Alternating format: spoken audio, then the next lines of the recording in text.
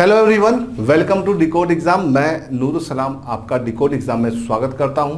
Allahabad high court के जो previous years के पेपर्स थे हम उसको डिस्कस कर रहे थे। ज्योग्राफी पार्ट को हम section wise subject wise part को डिस्कस कर रहे थे। उसमें आज हम पिछली क्लास से आगे बढ़ेंगे। पिछली क्लास में ज्योग्राफी के कुछ क्वेश्चंस को डिस्कस किया था।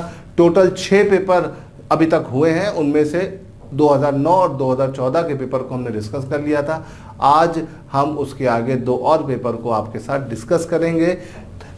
Allahabad high court RO ARO के पेपर्स की सीरीज में हम आज कुछ और इम्पोर्टेंट क्वेश्चन को आपके साथ डिस्कस करने जा रहे हैं। तो गाइज, वीडियो को पूरा देखिएगा और साथ साथ जवाब देते रहिएगा। मैं जो जो क्वेश्चन पूछूं मैं आपको कुछ टाइम भी दे रहा हूं ताकि आप साथ में कमेंट में जवाब देते रहें। तो चलिए शुरू करते हैं आज आरओ एआरओ का सीरीज। 2016 के क्वेश्चन को और 17 के क्वेश्चन को हम आपके साथ डिस्कस करेंगे। पिछली क्लास में 9 और 14 के क्वेश्चन को डिस्कस किया था। तो इसमें आज का पहला क्वेश्चन, पिछली क्लास तक हमने टोटल 33 क्वेश्चन को डिस्कस किया था और उससे आगे नंबरिंग यही चलेगी ताकि आखिरी में आपको एक पीडीएफ बना के आराम से मिल जाए। तो क्वेश्चन नंबर 34, ठीक है। निम्नलिखित में से कौन सा चारों ओर से जमीन से घिरा हुआ देश है? Which of the following is a landlock country? ठीक है, लैंडलॉक मतलब क्या होता है? जो चारों तरफ से लैंड से घिरा हो, है ना। तो लैंडलॉक कंट्री इसमें से कौन सा है? Laos, Thailand, Vietnam, Cambodia. तो ये सब साउथ ईस्ट एशिया के नेशंस हैं। साउथ ईस्ट एशिया में 10 देश आते हैं। कितने देश आते हैं? 10। और उसमें से सिर्फ एक ही अंतःस्थल या लैंड लॉक्ड है। तो वो कौन सा है वो हमें पता लगाना है, ठीक है। तो देखिए, इस क्वेश्चन का जवाब आप लोगों ने कमेंट सेक्शन में दे भी दिया होगा और बाकी लोग भी देते रहिए, पार्टिसिपेट करते रहिए। और इसका सही जवाब है लाओस। अब ये कैसे पता चलेगा, इस क्वेश्चन को कैसे किया जाएगा? तो कुछ डेटा है जिसको आपको ध्यान रखना है, ठीक है। साउथ ईस्ट एशिया की अगर हम बात करें तो 10 देश यहाँ पे पाए जाते हैं। देखो, ये म्यांमार, ठीक है, म्यांमार के बाद ये थाईलैंड, लाओस, वियतनाम, कंबोडिया, फिर आपका ये इंडोनेशिया के ऊपर ब्रुनोई, फिर मलेशिया, फिलीपींस, कुल मिलाकर 10 देश हैं यहाँ पर, ठीक है। ये याद रखिएगा। बर्मा की राजधानी नेफिताओ, ठीक है, और लाओस की वियंटियाने, हनोई वियतनाम की राजधानी है, फोनम पेन कंबोडिया की, ठीक है। और इसी तरह से अगर देखा जाए तो सबकी राजधानी आपको याद होनी चाहिए। 10 के 10 आसियान नेशन हैं। यही देश आसियान नेशन भी कहलाते हैं, है ना। तो इसे ध्यान रखिएगा। अब हमारा जो मेन मुद्दा था कि लैंडलॉक कंट्री, देखो लाओस चारों तरफ से स्थल से घिरा हुआ है। एक तरफ से वियतनाम, कंबोडिया, थाईलैंड, बर्मा, सबसे कनेक्ट बाउंड्री बनाता है लाओस। और लाओस फिर देखा जाए तो किसी भी मतलब चारों तरफ से लैंड से घिरा हुआ किसी भी पानी के एरिया को टच नहीं करता है। जबकि देखो, बर्मा यहाँ से पानी टच कर रहा है, थाईलैंड इधर से कर रहा है, कंबोडिया इधर से, वियतनाम इधर से, और बाकी ये सब तो आइलैंड कंट्री है। तो ये तो पानी के चारों तरफ ही हैं। तो इसी तरह से अगर देखा जाए तो साउथ ईस्ट एशिया का एकमात्र देश जो लैंडलॉक्ड है वो है लाओस, ठीक है। चलिए यहाँ से आगे बढ़ते हैं। अफ्रीका में भी बहुत सारे देश लैंडलॉक्ड हैं जो पेपर में अक्सर आ जाते हैं, ठीक है। इसमें बुर्किना फासो एक देश आता है, ये देख सकते हैं आप, ठीक है। ये आपके वेस्ट अफ्रीका में Mali, Niger, Chad, Central Republic of Congo, South Sudan, Uganda, Ethiopia, Zambia, Zimbabwe, Botswana, ठीक है। ये आपके कुल मिलाकर सिर्फ यही इतने नेशन हैं जो आपके लैंडलॉक्ड हैं अफ्रीका में, ठीक है। नंबर 1 पर आपका बुर्किना फासो, नंबर 2 पे माली, नंबर 3 पे नाइजर, नंबर 4 पे Chad, Central African Republic of Congo 5 number पे आएगा, साउथ सुडान 6 नंबर पे, इथोपिया 7 पे, उगांडा 8 पे, Zambia 9, Botswana 10, Zimbabwe 11। Total 11 nation हैं जो यहाँ पर लैंडलॉक्ड हैं। इनको अगर याद रखोगे तो पेपर में क्वेश्चन हो जाएगा। आमतौर पर माली, बुर्किना फासो, ये सब देश के नाम आपसे सुने होंगे, है ना। कुछ देश ऐसे हैं जिनको आपने बार बार सुना होगा, जैसे उगांडा है, जाम्बिया है, जिम्बाब्वे है, बोत्सवाना है। तो इनको ध्यान रखिएगा, इनके नाम ज़्यादा देते हैं, सुने हुए नामों को ही इस्तेमाल किया जाता है पेपर में, ठीक है। तो देखो टोटल यहाँ पे 11 देश हैं, ठीक। फिर अगर हम बात करें यूरोप के, तो यूरोप में दुनिया के सबसे ज़्यादा लैंडलॉक नेशन पाए जाते हैं, जबकि यूरोप ज़्यादा बड़ा देश नहीं है, सॉरी यूरोप सबसे ज़्यादा बड़ा महाद्वीप नहीं है ना। और देखा जाए तो सबसे छोटे महाद्वीप में दूसरे नंबर पे आता है, इससे छोटा ऑस्ट्रेलिया, सबसे छोटा है वो।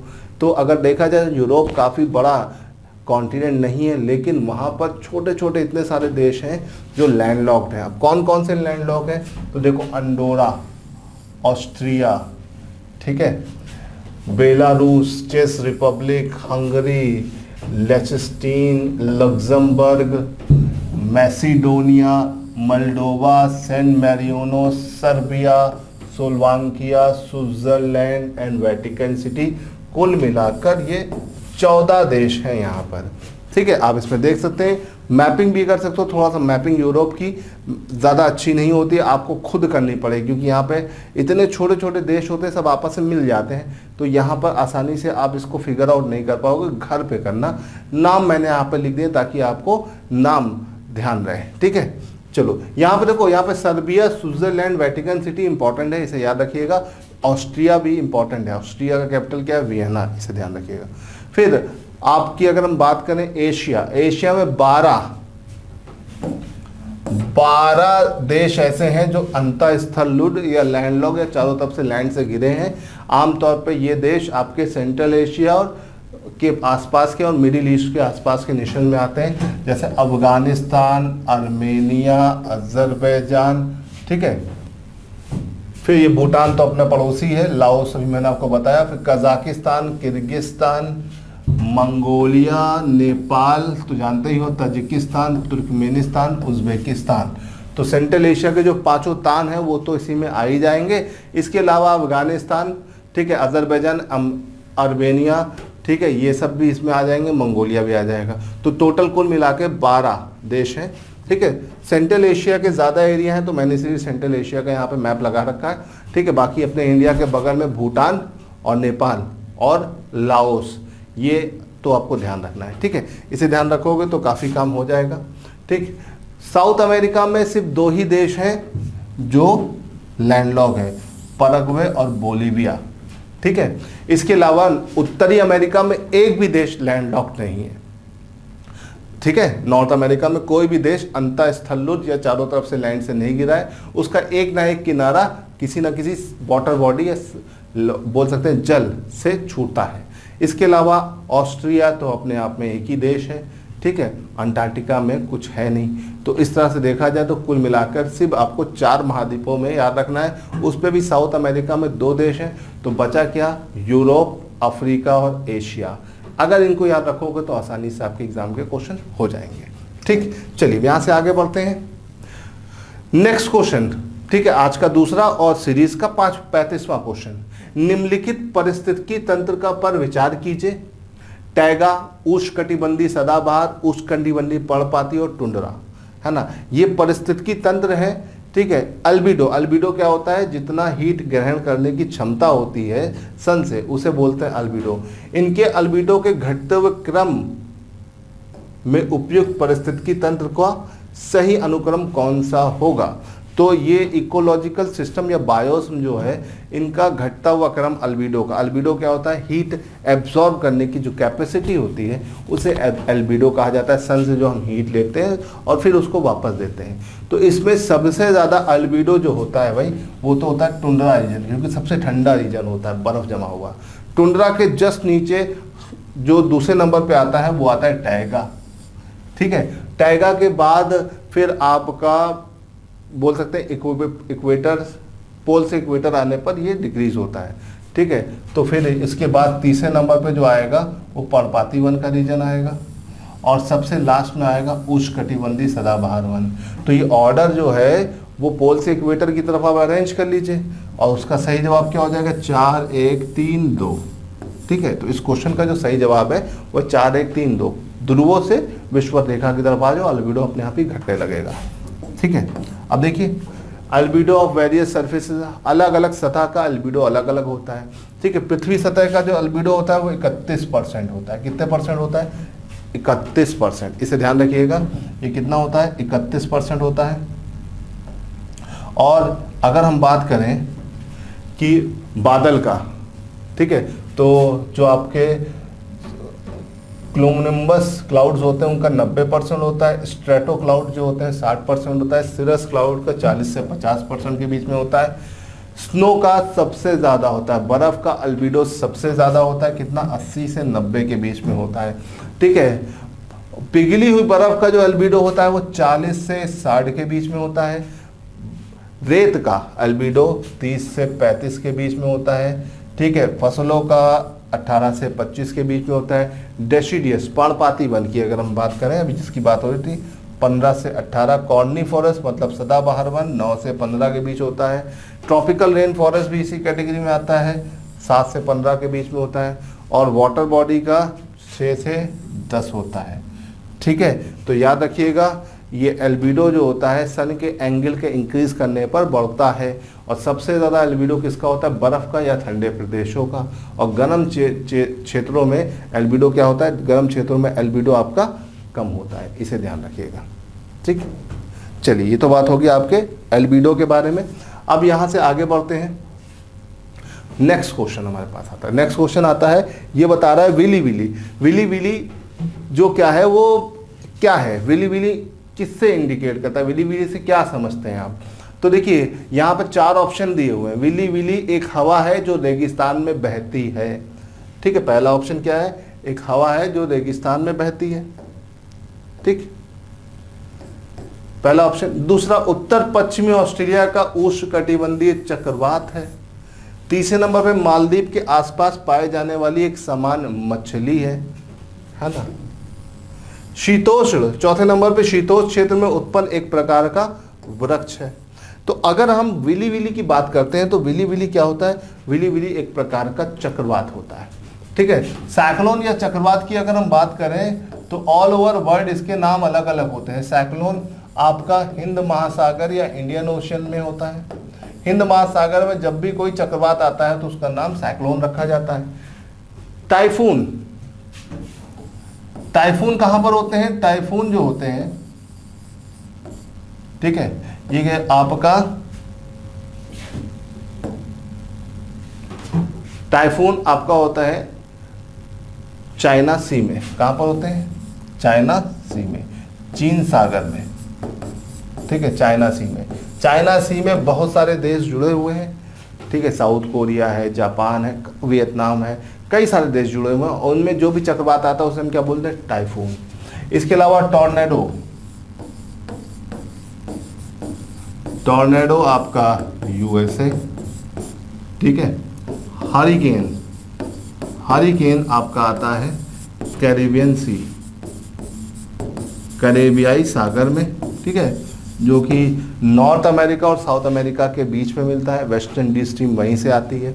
और इसके अलावा विली विली, विली विली की अगर हम बात करें तो वो ऑस्ट्रेलिया में पाया जाता है। तो इस हिसाब से इस क्वेश्चन का सही जवाब हो जाएगा बी। उत्तरी पश्चिमी ऑस्ट्रेलिया का एक उष्णकटिबंधीय चक्रवात होता है। चक्रवात याद रखिएगा, चक्रवात भारत में जो चक्रवात आते हैं उनका नामकरण अलग तरीके से होता है। जितने भी 10 देशों का जो ग्रुप है जहाँ पे चक्रवात देखे जाते हैं वो अपने नाम दे देते हैं, और ये रैंडमली नाम उठते हैं और फिर पेपर में आते हैं, है ना। तो नाम पेपर में 2 तरीके से क्वेश्चन बनता है, चक्रवात कहाँ पर आया और उसका नामकरण किसने किया, है ना। जैसे कि आपका एक चक्रवात था बुलबुल, तो बुलबुल नाम किसने दिया था, किस देश ने दिया था, तो वो दिया था पाकिस्तान ने, ठीक है। अभी कई सारे चक्रवात लगातार आते हैं तो उसका नाम कोई ना कोई देश देता है। जैसे अभी वायु चक्रवात आया, वायु चक्रवात का नाम भारत ने दिया। तो इस तरह से चक्रवात के 2-3 तरह के क्वेश्चन आपके पेपर में बनते हैं। पहला यही वाले, कौन सा चक्रवात किस रीजन में किस नाम से जाना जाता है। दूसरा क्वेश्चन कि अगर जो इंडिया में चक्रवात आते हैं वो कहाँ पर आ रहे हैं, और उसका तीसरा क्वेश्चन इनका नामकरण किसने किया, नेमिंग किसने किया। तो इसको आपको ध्यान रखना है। और बेसिकली जो दूसरे और तीसरे टाइप के क्वेश्चन है वो करंट अफेयर्स से ज़्यादा रिलेट करते हैं, इसे ध्यान रखिएगा, ठीक है। और वैसे चक्रवात की अगर हम बात करें तो चक्रवात क्या होते हैं, एक निम्न दाब के क्षेत्र होते हैं। What are cyclone, cyclone are low pressure system, और चक्रवात जो होते हैं वो गोल गोल इस तरह से घूमते हैं। और अगर देखा जाए तो जब भी चक्रवात उत्तरी गोलार्ध में आता है तो एंटी क्लॉकवाइज या घड़ी की सुई की दिशा में घूमते हैं, और जब भी चक्रवात दक्षिणी गोलार्ध में आता है वो घड़ी की सुई की दिशा में घूमेंगे। तो एक उसकी सुई की दिशा के विपरीत चलेगा, एंटी क्लॉकवाइज चलेगा और दूसरा क्लॉकवाइज चलेगा। तो चक्रवात दोनों गोलार्धों में इसकी दिशा अलग अलग होती है और इसके केंद्र में प्रेशर लो होता है, केंद्र से बाहर आते आते प्रेशर हाई होता जाता है। तो साइक्लोन या चक्रवात एक निम्न दाब के क्षेत्र होते हैं, ठीक है। और अगर देखा जाए तो सेंटर पार्ट जहाँ पर चक्रवात का एकदम केंद्र एरिया होता है उसे हम बोलते हैं आई ऑफ साइक्लोन, चक्रवात की आंख, ठीक है। इसे ध्यान रखिएगा। कुछ चीज़ें ऐसी हैं जो आपके लिए बहुत इंपॉर्टेंट है। इसके बाद नेक्स्ट क्वेश्चन है, निम्नलिखित युग्म में से कौन सा सही सुमेलित नहीं है? Which of the following is not correctly matched, है ना। इनमें से कौन सा सही से सुमेलित नहीं है? तो देखिए यहाँ पे नीचे से अगर शुरू करें, कारपेट्रिया की खाड़ी तो ऑस्ट्रेलिया में पड़ती है, एकदम सही है, ऑस्ट्रेलिया से कनेक्ट करती है, ठीक। अदन की खाड़ी यमन में है, बिल्कुल सही है, ठीक है। सिरटे की खाड़ी, अगर हम सिरटे की खाड़ी की बात करें तो ये लीबिया में है, ये भी एकदम सही है। टार्टरी की खाड़ी जापान में पड़ती है, ये गलत है, ठीक है। तो उस हिसाब से अगर देखा जाए तो पूछ रहा कौन सा सुमेलित नहीं है, तो यही वाला सुमेलित नहीं है। अब क्वेश्चन ये आता है टार्टरी की खाड़ी अगर जापान में नहीं पड़ती है तो कहाँ पड़ती है? तो चलिए समझते हैं कहाँ पड़ती है। ये पड़ती है टार्टरी स्ट्रेट या खाड़ी, ये देखिए ये रीजन है पूरा इसका, और ये आपका रशिया और सैखलिन के बीच में पड़ती है ना, रशिया के रीजन में पड़ती है, इसे याद रखिएगा। ऊपर सी ऑफ ऑस्टॉक है, नीचे सी ऑफ जापान है और इसके बीच में ये खाड़ी आपको मिलेगी, इसे ध्यान रखिएगा, ठीक है। चलिए अब यहाँ से आगे बढ़ते हैं नेक्स्ट क्वेश्चन की तरफ। नेक्स्ट क्वेश्चन, निम्नलिखित युग्मों में से कौन सा एक सही सुमेलित नहीं है ना। एक तरफ यहाँ पे दिया हुआ ऑयल फील्ड, ठीक है, तेल की फील्ड, है ना, और दूसरी तरफ देश दिया हुआ है, ठीक है। नीचे से शुरू करते हैं, शरीर फील्ड लीबिया एकदम सही है, तेल की एक बड़ा क्षेत्र है ये लीबिया में। बर्गन फील्ड कुवैत में है, ये भी एकदम सही है। तेगिज फील्ड ये कजाकिस्तान में है, ये भी सही है। दुखन फील्ड ओमान बिल्कुल गलत है, ये ओमान में नहीं है। तो उस हिसाब से देखा जाए तो इस क्वेश्चन का जो सही जवाब है वो ए वाला है। अब ये दुखन फील्ड ओमान में नहीं है तो कहाँ पे पड़ती है? ठीक है, वो पड़ती है आपकी कतर में। कहाँ पड़ती है? कतर में। ये देखिए दुखान फील्ड, ठीक है, तो कतर में पड़ती है। कतर एक गल्फ नेशन में आता है, इसे याद रखिएगा, ठीक। आगे बढ़ते हैं नेक्स्ट क्वेश्चन की तरफ, ठीक है। निम्नलिखित देशों के बारे में विचार करिए, है ना, इन देशों को विचार करिए। Indonesia, Brazil, Nigeria, Pakistan, Bangladesh, है ना। आपके पास 5 देशों के नाम दिए हुए हैं। अब इसमें नीचे देखते क्या है, इन देशों को जनसंख्या रेफरेंस ब्यूरो के द्वारा प्रकाशित विश्व जनसंख्या आंकड़ा पत्र 2016 के अनुसार घटते हुए क्रम में लगाना है। घटते हुए क्रम में मतलब डिक्रीजिंग ऑर्डर में लगाना है। अब देखो यहाँ पे भारत तो दिया नहीं है, ना चाइना दिया है, तो आप तो फंस गए, परेशान हो गए कि भाई सबसे ज़्यादा जनसंख्या तो इन्हीं दोनों देशों की रहती है। अब लेकिन इंडोनेशिया की जनसंख्या भी नंबर टॉप 5 में आ रही है, तो इसे ध्यान रखिएगा। तो यहाँ पे इंडोनेशिया है, इसका मतलब इंडोनेशिया नंबर 1 पे रहेगा। तो देखो ये वाला और ये वाला तो अपने आप ही चला गया। अब ए और डी में से कोई आंसर होगा। अब ए और डी को मिलाते हैं तो 1 और 2, 1 2 तो दोनों मिल रहा है। अब तीसरे नंबर पे 3 आएगा कि 4 आएगा, देख लेते हैं। तो 1 नंबर पे इंडोनेशिया, 2 नंबर ब्राज़ील, ठीक है, और तीसरे नंबर पे देखो भैया नाइजीरिया और पाकिस्तान में से किसको लोगे? भाई पाकिस्तान की जनसंख्या ज़्यादा है, तो ये हो जाएगा डी वाला। तो डी वाला इसका एकदम सही जवाब हो जाएगा। इसमें थोड़ा सा रिजेक्शन मेथड और कॉन्सेप्ट लगाना है, क्योंकि ये जो रिपोर्ट है ये हर कोई ध्यान से नहीं पढ़ा होगा, तो इसमें थोड़ा सा क्या करना है, थोड़ा सा ध्यान लगाना है। टॉप 5 पॉपुलेशन वाले नेशंस आपको पता होना चाहिए, और फिर बाकी बस इंडोनेशिया को मिलाओगे, बाकी सब बनता चला जाए। क्योंकि नाइजीरिया और पाकिस्तान में से देखोगे नाइजीरिया कितना बड़ा देश है देख ही लो, और पाकिस्तान की जनसंख्या उससे ऑलरेडी ज़्यादा है। एशिया में जनसंख्या ज़्यादा है, इसे ध्यान रखिएगा, ठीक। चलिए अब आगे बढ़ते हैं। क्वेश्चन नंबर 40, निम्नलिखित युग्मों में से कौन सा सही सुमेलित नहीं है? Which of the following is not correctly matched, है ना। यहाँ पे एक तरफ दिया है कंट्री, दूसरी तरफ दिया है कैपिटल, ठीक है, और कंट्री कैपिटल में यहाँ पर नीचे से शुरू करते हैं। सेनेगल, सब अफ्रीका के ही देश हैं। सेनेगल, डकार, रवांडा किगाली, लाइबेरिया मोनोविया, ये सब सही है ना। जाम्बिया मसेरू, ये बिल्कुल गलत है। जाम्बिया का कैपिटल मसेरू नहीं है। जाम्बिया का कैपिटल अगर हम देखते हैं तो देखिए ये अफ्रीका का मैप है ना, और ये देखिए यहाँ पर ये आपका जाम्बिया है, और जाम्बिया का कैपिटल है लुसाका, इसे याद रखिएगा। जाम्बिया का कैपिटल है लुसाका। तो उस हिसाब से यहाँ पर इस क्वेश्चन में पहला वाला ऑप्शन गलत मैच्ड है ना, तो इसे याद रखिएगा। और बाकी सारे देशों को याद रखिएगा क्योंकि बाकी आपके पूछे जाते हैं, तो वैसे बाकी सारे मैच थे, तो इस पर कोई बहुत ज़्यादा डिफ़िकल्ट चीज़ नहीं है। ठीक, चलिए यहाँ से आगे बढ़ते हैं। मसेरू की अगर हम बात करते हैं तो मसेरू कहाँ पे पड़ेगा, ये भी आपको पता होना चाहिए, साउथ अफ्रीका का। ठीक है, साउथ अफ्रीका का एक सिटी है, शहर है, इसे याद रखिएगा। ये देखिए मसेरू यहाँ पे लिखा हुआ है, तो इसे ध्यान रखना। चलो अब यहाँ से आगे बढ़ते हैं। क्वेश्चन नंबर 41, क्वेश्चन नंबर 41 की बात करें तो निम्नलिखित में से कौन सी आर्द्र भूमि सही सुमेलित नहीं है। आर्द्र भूमि मतलब वेटलैंड। वेटलैंड क्या होता है, it is a bridge between land and water, स्थल और जल के बीच का जो एरिया होता है उसे वेटलैंड बोलते हैं। वेटलैंड हमारे लिए बहुत इंपॉर्टेंट है, क्यों, क्योंकि बायोडाइवर्सिटी और विभिन्न प्रकार के इकोलॉजिकल बैलेंस के लिए ये इंपॉर्टेंट माना जाता है। और वेटलैंड से कई सारे क्वेश्चन बनते हैं। ठीक है, अगर हम वेटलैंड की बात करें या आर्द्र भूमियों की बात करें तो वेटलैंड या आर्द्र भूमियों के ऊपर शुरुआत कब हुई, 1971 में रमसार। ठीक है, 1971 में रामसार सम्मेलन हुआ। ठीक है, ये रामसार सम्मेलन कहाँ हुआ, ईरान में हुआ, इसे याद रखिएगा। और ये कब हुआ, 2 फरवरी को हुआ। इसीलिए हर साल, ठीक है, वेटलैंड डे हम कब मनाते हैं, 2 फरवरी को मनाते हैं। इसके तहत दुनिया भर में जितने भी ऐसे क्षेत्र हैं उनको कंजर्व किया जाए और उनकी लिस्टिंग की जाए, और ताकि जो उस क्षेत्र में पाए जाने वाली जैव विविधता है उसको संरक्षित किया जा सके। तो ये एक इम्पॉर्टेंट सम्मेलन हुआ था, और ये सम्मेलन 1971 में ईरान में हुआ था, 2 फरवरी को हुआ था, और हर साल हम रमसार सम्मेलन मनाते हैं।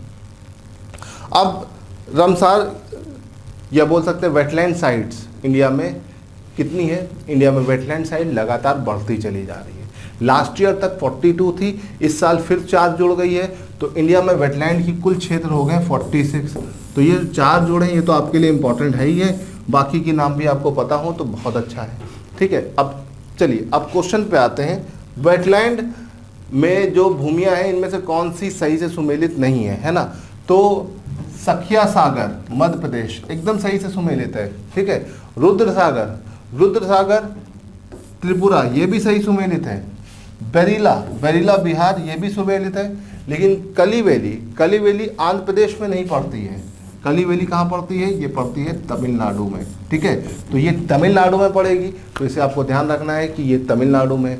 अब चलिए एक बार देख लेते हैं कि इंडिया के 46 जो वेटलैंड की साइट्स हैं वो कौन सी है, उसमें कौन कौन सी इंपॉर्टेंट है। ठीक है, देखो यहाँ पे स्टेट वाइज है। ठीक है, और ईयर भी लिखा हुआ है। ठीक, अब देखिए आपका अगर हम बात करें तो कोलेरू, दीपोर असम में पड़ता है। कबरतला अभी ये लास्ट ईयर ऐड हुआ है, कबरतला बिहार का है। ठीक है, नाल सरोवर गुजरात में है। थोल लेक इस साल ऐड हुई है। ठीक है, ये इस साल ऐड हुई है, इसे याद रखिएगा। वाधवाना ये भी इस साल ऐड हुआ है, तो गुजरात की 2 साइड इसमें ऐड हुई है। फिर सुल्तानपुर नेशनल पार्क भी इसमें ऐड हो गया है। सुल्तानपुर नेशनल पार्क हरियाणा में पड़ता है, इसे याद रखिएगा।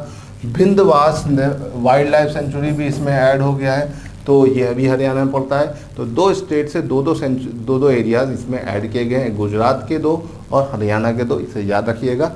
ठीक है, फिर चंदेर ताल आपका हिमाचल में है। पोंग डैम लेक ये भी हिमाचल में है। रेणुका भारत का सबसे छोटा वेटलैंड है, भारत का सबसे एरिया वाइज सबसे छोटा वेटलैंड है, ये भी हिमाचल में है। फिर बुल्लर लेक, फिर ओकरेरा वेटलैंड और श्रीनसार और सोमोरेरी, ये सब जम्मू कश्मीर के वेटलैंड्स हैं, इसे याद रखिएगा। इसके बाद केरल के वेटलैंड्स, केरल में 3 वेटलैंड है, अष्टमुडी, सस्टमकोटा, वेबनाथ। वेवनाथ भारत की सबसे लंबी झील भी है, इसे याद रखिएगा। ठीक है, तो ये सब आपके केरल के हैं। सोकार वेटलैंड लद्दाख में है जो लास्ट ईयर ऐड हुआ। भोज एमपी में है। ठीक है, एमपी का एक ही है। लोनार महाराष्ट्र में, नादुर भी महाराष्ट्र में, लोकटक लेक मणिपुर में, भीतरकनिका और आपका चिल्का ये दोनों उड़ीसा में है, एक इम्पॉर्टेंट एरिया है, इसे याद रखिएगा। 20 कंजर्वेशन पंजाब में है, हरिके पंजाब में है, कंजली लेक पंजाब में है। ठीक है, Keshav Puri many community reserve Punjab में है, Nangal wild life sanctuary Punjab में, रोपड़ पंजाब में है। तो इस तरह से पंजाब में काफ़ी सारे वेटलैंड साइट्स हैं। ठीक है, एक टाइम था पंजाब में सबसे ज़्यादा इंडिया की वेटलैंड साइट होती थी, लेकिन अभी पंजाब में नहीं है। अभी कहाँ है वो भी मैं आपको बताऊंगा। ठीक है, परेशान ना होइए। केवलादेव राजस्थान, सांभर लेक राजस्थान, पॉइंट कैलीमेर, देखो अभी मैंने बताया कैलीमेर कहाँ पर है, तमिलनाडु में, वहाँ पे आंध्रा दिया हुआ था। फिर आखिरी में आते हैं Rudrasagar Tripura, Nawabganj Parvati, Agra bird sanctuary, Saman bird sanctuary, Samaspur Bansuri, Sandi bird sanctuary, Sarsai Nawar Jheel, Sur सरोवर, अपर गंगा, ये सब यूपी में है। और यूपी में सबसे ज़्यादा इंडिया की वेटलैंड साइट पाई जा रही है, इसे याद रखिएगा। ठीक है, आप देख सकते हैं यहाँ पर। ठीक, और फिर असम उत्तराखंड में लास्ट ईयर जोड़ी गई है, ईस्ट कोलकाता और सुंदरबन इन सब में सबसे बड़ी वेटलैंड साइट है। ठीक है, इन सब में सबसे बड़ी बिगेस्ट वेटलैंड साइट कौन सी है, सुंदरबन। सबसे छोटी कौन सी थी, रेणुका। और भारत में कुल मिला के करेंटली कितनी वेटलैंड साइट हो गई हैं, 46। 4 बड़ी हैं, चारों के नाम याद रखिएगा, 2 हरियाणा में, 2 गुजरात में। ठीक, चलो अब ये तो क्वेश्चन क्लियर हो गया। अब यहाँ से आगे बढ़ते हैं क्वेश्चन नंबर 42 की तरफ। क्वेश्चन नंबर 42, निम्नलिखित में से कौन सा युग्म सही सुमेलित नहीं है। ठीक है, red cedar Telangana, mulberry Punjab, कौन सा सही सुमेलित है ये पूछा है। नहीं, कौन सा है, red cedar Telangana, mulberry Punjab, सुंदरी हिमाचल, टीक जम्मू कश्मीर। तो ये सब पेड़ दिए हुए हैं और ये इनके क्षेत्र दिए हुए हैं। ठीक है, अब वेजिटेशन और उसके रीजन। टीक भाई, टीक जम्मू कश्मीर में नहीं मिलता है। टीक आपका सेंट्रल एंड साउथ इंडिया में मिलता है। ठीक है, ये आपका सेंट्रल टीक आपको कहाँ मिलेगा, टीक आपको मिलेगा मध्य और दक्षिण भारत में मिलेगा। कहाँ मिलेगा, दक्षिण भारत में। ठीक है, तो याद रखिएगा मध्य और दक्षिण भारत में मिलेगा। तो भाई जम्मू कश्मीर मध्य भारत में नहीं आता है। ठीक, सुंदरी जो पेड़ है भाई, ये तो सुंदरबन डेल्टा का रीजन है जो कि पश्चिम बंगाल में है, ये भी गलत है। रेड सीडर जो पेड़ है ये बेसिकली आपका असम के रीजन का है। ठीक, तो बचा क्या, मलबरी पंजाब में मिलता है, बिल्कुल सही है। और इसका इस्तेमाल करके स्टिक्स बनाई जाती है, हॉकी स्टिक्स, और कई तरह की अलग अलग चीज़ें बनाई जाती है इस पेड़ की लकड़ी से। तो इस क्वेश्चन का सही जवाब है पंजाब। ठीक है, बाकी कहाँ पे कौन मिलते हैं मैंने बता दिया, इसको ध्यान रखिएगा। ठीक, चलिए यहाँ से आगे बढ़ते हैं क्वेश्चन नंबर 43 की तरफ। क्वेश्चन नंबर 43, निम्नलिखित में से कौन सा भारत में पूर्व से पश्चिम की ओर जाने पर स्थानों का सही अनुक्रम देता है। ट्रिकी क्वेश्चन है, मैपिंग वाला क्वेश्चन है, और मैपिंग से आपके पेपर में क्वेश्चन बन रहे हैं। तिनसुखिया, फूलपुर, उदयपुर, राजकोट। अब देखो शहर दे रखे हैं। अब राजकोट, उदयपुर तो पता है, उदयपुर आपका राजस्थान में, राजकोट गुजरात में है। फूलपुर कहाँ पड़ता है, उत्तर प्रदेश में, है ना। और तिनसुखिया कहाँ पड़ता है ये नहीं पता, असम में पड़ता है। कहाँ पड़ता है, असम में। ठीक है, तो भाई देखो असम, फिर यूपी, फिर राजस्थान, राजकोट। तो भाई ये वाला तो एकदम सही है, क्योंकि देखो ये ईस्ट, असम ईस्ट में पड़ रहा है और ये पूरा वेस्ट तक का रेंज है। लेकिन ये क्वेश्चन हाई कोर्ट में विवादित क्वेश्चन है। हाई कोर्ट के पेपर का क्यों विवादित है, क्योंकि इसमें 2 आंसर सही थे, है ना। तो इस वजह से बाद में हाई कोर्ट ने इसका अपने पेपर से इसको हटा ही दिया था। ठीक, तो ये जोरहट आपका असम में पड़ता है। भोपाल तो पता ही, एमपी में अहमदाबाद, राजकोट में पहले कौन पड़ता है, अहमदाबाद पड़ता है, फिर राजकोट पड़ता है, तो ये भी सही है। गुवाहाटी सिलचर में पहले सिलचर पड़ता है, फिर गुवाहाटी पड़ता है, तो ये गलत हो गया। ठीक है, बाकी भोपाल राजकोट तो सही था। सिलचर, तिनसुकिया, इंदौर, बड़ोदरा। अब इसमें भी देखा जाए तो तिनसुकिया पहले पड़ता है, सिलचर बाद में पड़ता है, तो ये भी गलत हो गया। अब इसमें देखो मैपिंग देखोगे तो समझ में आ जाएगा। ठीक है, देखो यहाँ पे पहली चीज़ देख लो, राजकोट ये है। अहमदाबाद आपका कहाँ है, अहमदाबाद ही है, तो पहले अहमदाबाद पड़ेगा फिर राजकोट पड़ेगा इधर से। अब असम वाले ज़्यादा थे, असम में देखो ये आपका तिनसुकिया है, ठीक है, ठीक, तिनसुकिया के अलावा आपका गुवाहाटी, गुवाहाटी तो आपको पता ही है बीच में पड़ता है, ठीक है। अब अगर देखा जाए तो तीसरा जो था जोरहट, ये देखो यहाँ पर जोरहट है, तिनसुकिया जोरहट, तो पहले तिनसुकिया पड़ेगा फिर जोरहट पड़ेगा फिर आपका बीच में गुवाहाटी पड़ेगा। तो ये याद रखिएगा, ये वाला सही है, इसको ध्यान रखोगे तो आसानी से हो जाएगा। थोड़ा सा मैपिंग करे रहेंगे, शहरों के नाम जाने रहोगे तो हो जाएगा। वैसे ये मुश्किल क्वेश्चन था, आसानी से नहीं हो सकता था, तो इसकी प्रैक्टिस करने से ही सारा काम बनेगा, ठीक है। चलिए, निम्नलिखित में से कौन से दो राज्य मयूराक्षी परियोजना से लाभान्वित हो रहे हैं? Which of the following two state get advantage from Mayurakshi project? ठीक है, वेस्ट बंगाल, असम, झारखंड, पश्चिम बंगाल, झारखंड मध्य प्रदेश, झारखंड उत्तर प्रदेश। तो इसका सही जवाब क्या होगा? ठीक है, इस क्वेश्चन में अगर देखा जाए तो इस क्वेश्चन का सही जवाब क्या होना चाहिए? आपको क्या लगता है, क्या क्वेश्चन इसका सही जवाब हो सकता है? कमेंट सेक्शन में फटाफट बताते रहिए। अब देखिए, यहाँ पर मयूराक्षी परियोजना मयूराक्षी नदी पर है, और मयूराक्षी नदी जो है ये आपका झारखंड में पाई जाती है और पश्चिम बंगाल तक रहती है। तो ये प्रोजेक्ट जो है वो झारखंड और पश्चिम बंगाल के बीच पाया जाता है। तो ये याद रखिए, मयूराक्षी प्रोजेक्ट से लाभान्वित होने वाले दो राज्य आपके कौन से हैं? आपका एक झारखंड है, दूसरा पश्चिम बंगाल है। ओके, चलिए यहाँ से आगे बढ़ते हैं। जोगसोक चोटी, जोगसोक चोटी है ना। अब जोग एक वाटरफॉल है, लेकिन ये जोगसोक चोटी अलग है। ये सबसे ऊंची चोटियों में आती है दुनिया की, है ना। और ये कहाँ पर स्थित है? अरुणाचल प्रदेश, उत्तराखंड, जम्मू कश्मीर, सिक्किम। तो ये भी थोड़ा सा ट्रिकी क्वेश्चन है, मैपिंग वाला है। सिक्किम है, कंचनजंगा के पास के रीजन में ये पाई जाती है, और सिक्किम में ये रीजन पाया जाता है। और सिक्किम का कैपिटल गैंगटॉक है, और सिक्किम में भारत की दूसरी सबसे ऊंची चोटी कंचनजंगा पाई जाती है। कंचनजंगा एक नेशनल पार्क भी है, एक बायोस्फीयर रिजर्व भी है, साथ ही साथ हमारे भारत की दूसरी सबसे ऊंची चोटी है, और वो इसी के पास के रीजन में है। ठीक है, इसे याद रखिएगा। तो जोगसोक चोटी इज इन सिक्किम। ठीक, चलो यहाँ से आगे बढ़ते हैं। क्वेश्चन नंबर 45 के बाद आता है क्वेश्चन नंबर 46। 46, निम्नलिखित कथनों में से कौन सा सत्य नहीं है? अब देखो, ये क्वेश्चन भी जो था ये भी एक विवादित क्वेश्चन बन गया आपके पेपर का। ठीक है, क्यों? क्योंकि यहाँ पर अगर पूछा था कौन सा सत्य है, तब ये यहाँ पर एक आंसर बन सकता था, है ना। लेकिन यहाँ पूछा सत्य नहीं है, तो भैया इसमें एक से ज़्यादा सत्य नहीं है।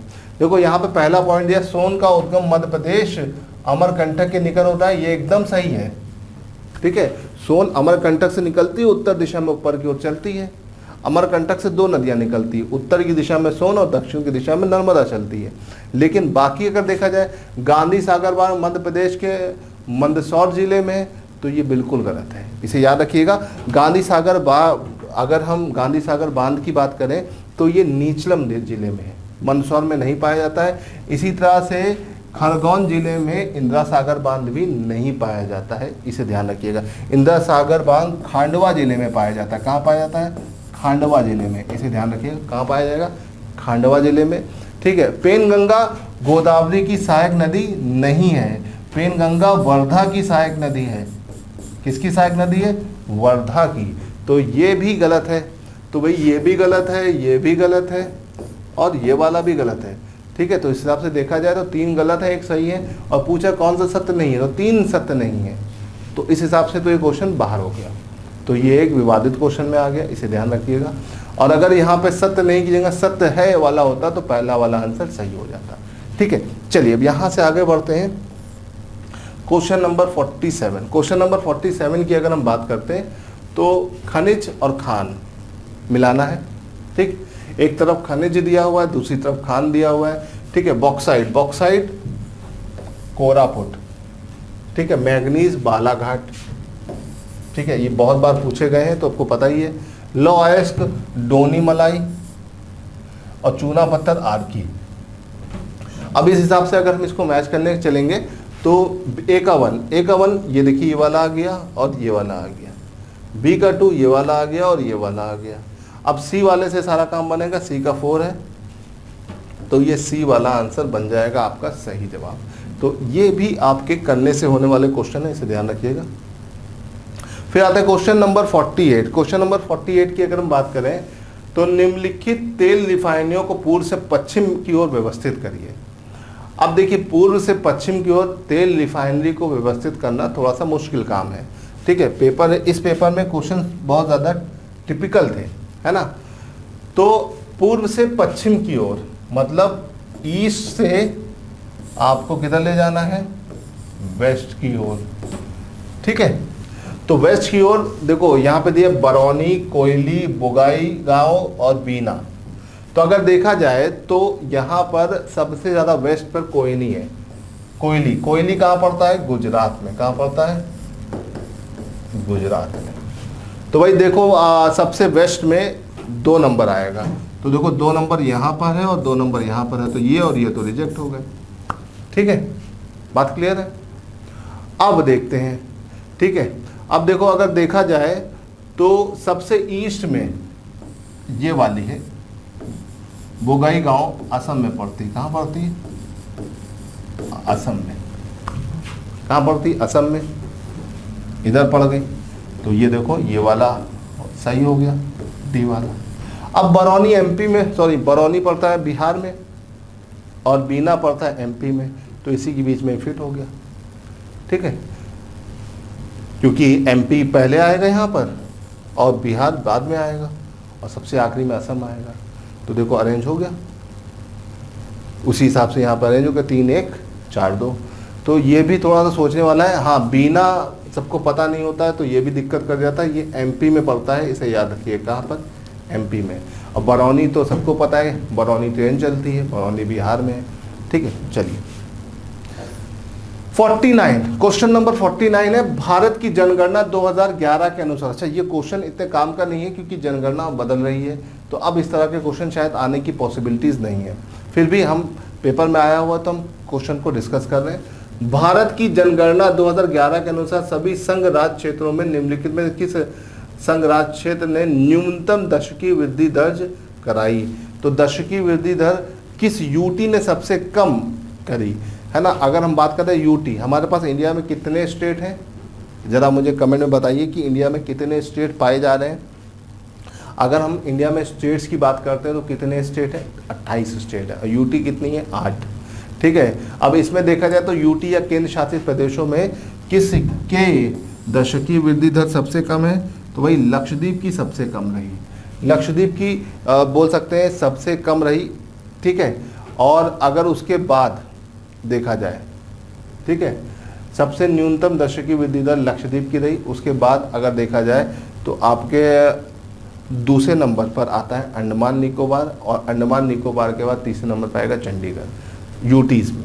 इसे ध्यान रखिएगा, ठीक है। अब 50 नंबर के क्वेश्चन की तरफ बढ़ते हैं। भारत की जनगणना 2011 के अनुसार इकलौता राज्य जिसमें मुस्लिम आबादी में गिरावट आई है, ठीक है। तो ये तो एक रट्टा मार क्वेश्चन है, ठीक है। और इसका सही आंसर है मणिपुर, ठीक है। Manipur is the right answer of this question, ठीक है। इसे ध्यान रखिएगा। अब यहाँ से हम आगे बढ़ते हैं और अगले क्वेश्चन की तरफ चलते हैं, ठीक है। क्वेश्चन नंबर 50 रट्टा मार क्वेश्चन है, जनसंख्या पर आधारित है, ठीक। क्वेश्चन नंबर 51 भी एक फैक्चुअल क्वेश्चन है, रट्टा मारने वाला है, रट्टा मारो जिंदाबाद वाला क्वेश्चन है। भारत की जनगणना 2011 के अनुसार अनुसूचित जनजातियों की जनसंख्या डैश मिलियन है ना। तो अब डैश मिलियन है तो थोड़ा सा याद करना मुश्किल है ना, लेकिन फिर भी अगर अंदाज़ा है तो आप लगा सकते हो 201.4 बिलियन, ठीक है। इसे ध्यान रखिएगा, ठीक। पिछली, ये तो क्वेश्चन आसान है, अगर थोड़ा सा आपका डेटा सही है तो आप आसानी से कर लो। पिछली जनगणना 2011 के अनुसार भारत की जनसंख्या पिछले दशक के डैश के मुकाबले 17.7 की वृद्धि हुई। अगर हम बात करते हैं कि भारत की जनगणना में कितने प्रतिशत की वृद्धि हुई, तो 17.7 पिछले 10 साल में हुई। पिछले 10 साल में 17.7 की अगर वृद्धि हुई है तो तो उससे पहले कितने की हुई थी? उससे पहले अगर देखा जाए तो 21.5 की थी। अगर आप प्रीवियस ईयर का कंपैरिजन करेंगे तो सबसे ज़्यादा दशकीय वृद्धि दर 71 के डिकेड्स में हुई थी, इसे याद रखिएगा। ठीक। फिर जनसंख्या का एक और क्वेश्चन है, भारत की जनसंख्या 2011 के अनुसार निम्नलिखित में से कौन सा राज्य या संघ राज्य क्षेत्र में असक्षम व्यक्तियों की संख्या न्यूनतम है ना। असक्षम मतलब जो काम वाम नहीं करते उनकी संख्या न्यूनतम है। ऑप्शन है दमन एंड दीप, पंजाब, मेघालय और लक्षद्वीप। ठीक है, यहाँ पर 2 यूटी है और 2 स्टेट्स हैं। तो इसका क्या आंसर हो सकता है, इसमें आपको क्या लग रहा है? तो देखिए यहाँ पर अगर हम बात करें तो लक्षद्वीप इसका सही जवाब है, ये याद रखिएगा। Lakshadweep is the right answer of this question. ठीक है, लक्षद्वीप की अगर हम बात करें तो वहाँ पर 2011 की जनसंख्या के अनुसार जो काम करने ना करने वाले असमर्थ या असक्षम व्यक्तियों की संख्या सबसे न्यूनतम है। ठीक है, क्वेश्चन नंबर 53 का सही जवाब क्या है? 53 का सही जवाब है आपका डी को याद रखिएगा। डी पर अगर चीज़ों को ध्यान रखेंगे तो काफ़ी सारी चीज़ें आपको आसानी से समझ में आ जाएंगी। ठीक है, उसके बाद अब बढ़ते हैं अगले क्वेश्चन की तरफ। अगला क्वेश्चन, भारत की जनसंख्या 2011 के अनुसार पुरुष साक्षरता और महिला साक्षरता के मध्य कितना अंतर है ना। तो पुरुष साक्षरता और महिला साक्षरता की अगर हम बात करें तो लगभग 80% पुरुष की साक्षरता है मेल की, और फीमेल की 64% के करीब है। तो इन दोनों का अंतर आपको कितना बन रहा है? लगभग 16 के करीब। तो ये आ गया आपका सही जवाब। ठीक है, तो ये तो एक आसान क्वेश्चन था जनगणना का। ठीक, फिर मांदा जम्मू कश्मीर में सिंधु सभ्यता का सबसे उत्तरी भाग डैश नदी पर स्थित है। हिस्ट्री प्लस ज्योग्राफी, तो मांदा जो है वो आपका चेनाब नदी पर स्थित है। ये एक इम्पॉर्टेंट क्वेश्चन है, इसे ध्यान रखिएगा। चेनाब नदी पर है, ये सिंधु घाटी सभ्यता का एक उत्तरतम क्षेत्र में से एक है, इसे ध्यान रखिएगा। अब 16 के जितने भी क्वेश्चन थे हमने डिस्कस कर लिए। अब 17 के क्वेश्चंस को यहाँ पर डिस्कस करते हैं।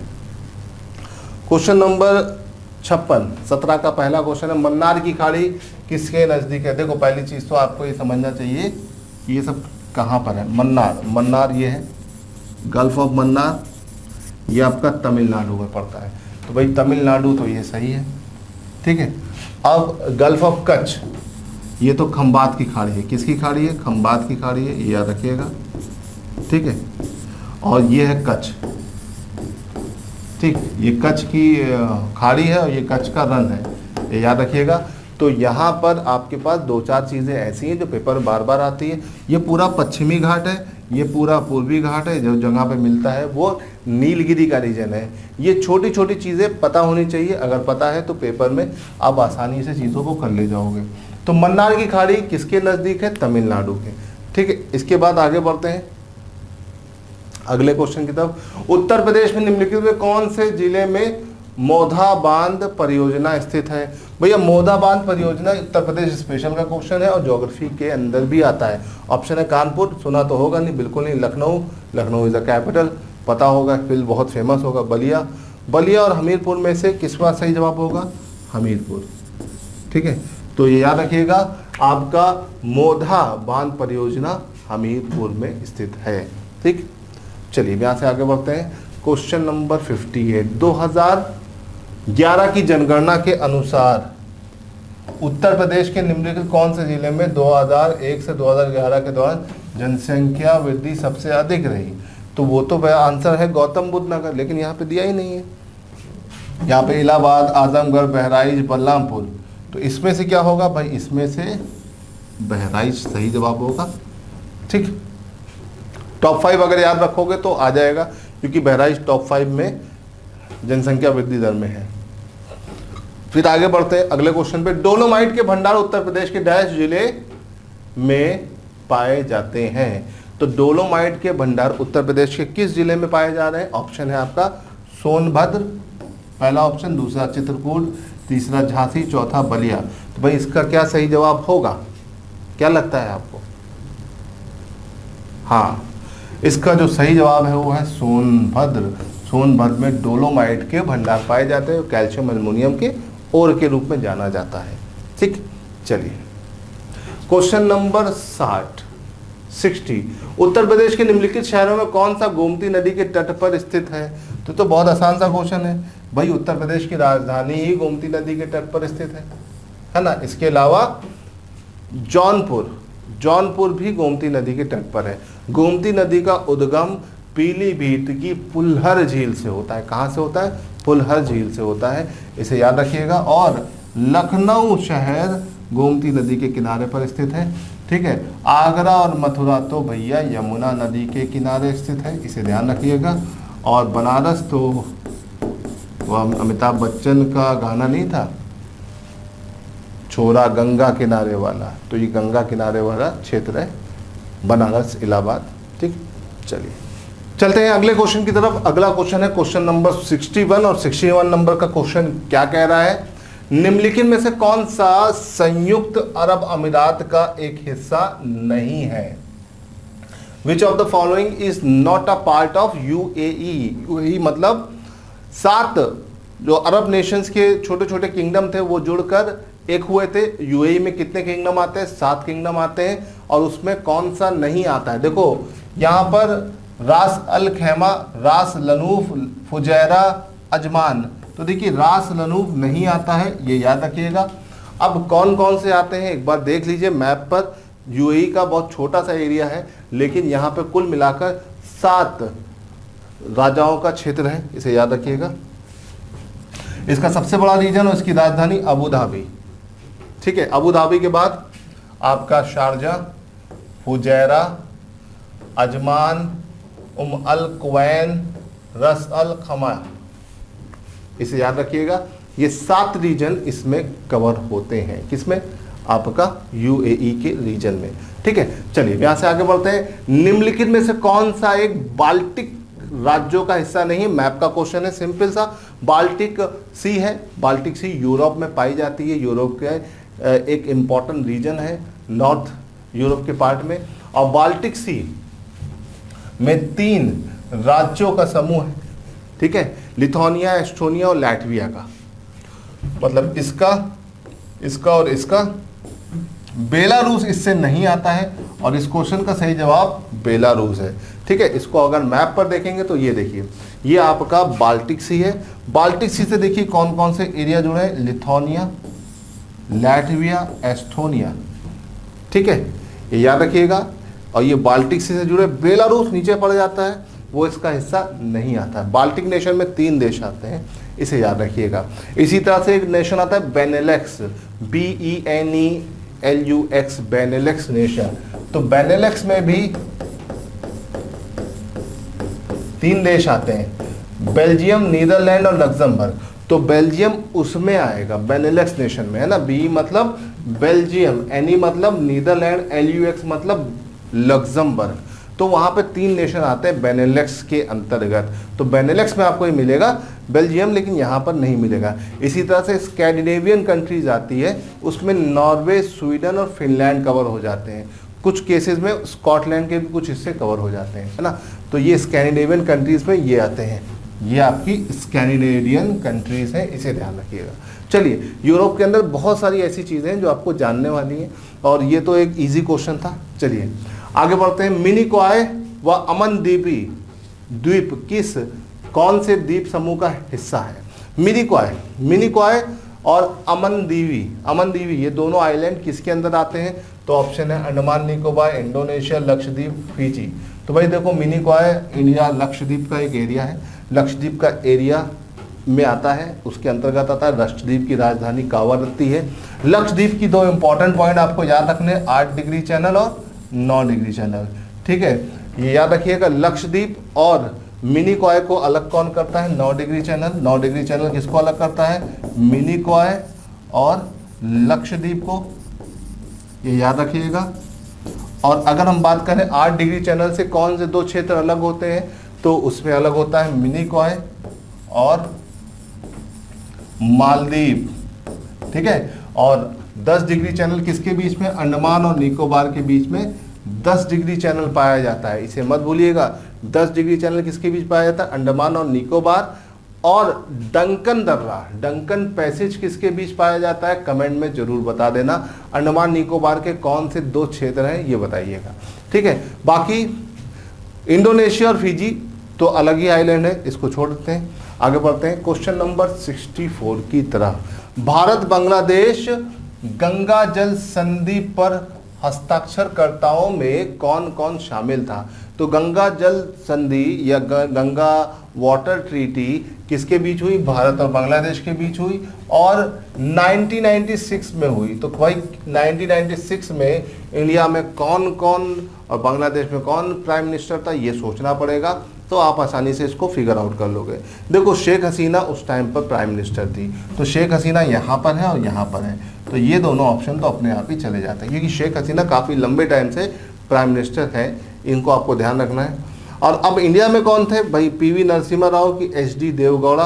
तो भाई उस टाइम पर एचडी देवगौड़ा 1996 में इंडिया के प्राइम मिनिस्टर थे।